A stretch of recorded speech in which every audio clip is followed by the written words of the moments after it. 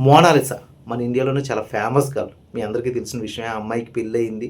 ఆ అమ్మాయి పెళ్ళయ్యే విషయంలో చాలా పెద్ద గొడవలే జరిగినాయి. ఎందుకంటే ఆ అమ్మాయి ఒక ఫర్మాన్ ఖాన్ అనే ముస్లింని పెళ్లి చేసుకుంది. ఆ పెళ్లి చేసుకునే విషయంలో ఆ అమ్మాయి యొక్క డేట్ ఆఫ్ బర్త్ ఇష్యూ అయితే జరిగింది. దాంట్లో ఆ అమ్మాయి ఆధార్ కార్డ్ చూపిస్తే తను మేజర్ అని తేలడంతో పోలీసులే దగ్గరుండి ఫర్మాన్ ఖాన్‌కి ఇచ్చి పెళ్లి చేశారు. ఆ తర్వాత ఈరోజు అమ్మాయి మీద కొత్త విషయాలైతే వీడియోలు వైరల్ అవుతున్నాయి. అదేంటంటే అమ్మాయి ఫాదర్ జైన్ సింగ్ ఎవరైతే ఉన్నారో అతను మధ్యప్రదేశ్‌లో ఉన్న ఇండోర్ పోలీస్ స్టేషన్‌లో అతను ఒక ఫిర్యాదు చేశాడు. అదేంటంటే ఆ అమ్మాయి వయసు 16 సంవత్సరాలు నిండలేదు అని కొన్ని సర్టిఫికేట్స్ అయితే సమర్పించాడండి. దాంతో ఆ అమ్మాయిని పెళ్లి చేసుకున్న ఫర్మాన్ ఖాన్ మీద పోక్సో చట్టం అయితే బుక్ అయ్యి అతన్ని అరెస్ట్ చేశారు. ఆ అమ్మాయిని అయితే కౌన్సిలింగ్ పంపించారు.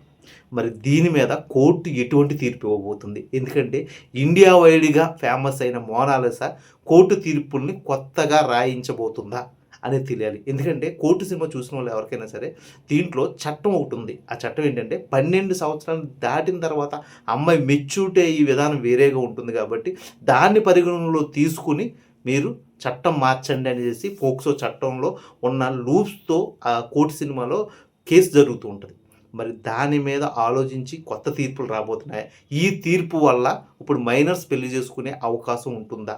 లేకపోతే అవకాశం ఉండదా? అనే దాని మీద కొత్తగా కోర్టు తీర్పులైతే రాబోతున్నాయి. ఇది వెయిట్ చేసి చూడవలసిన తరుణం.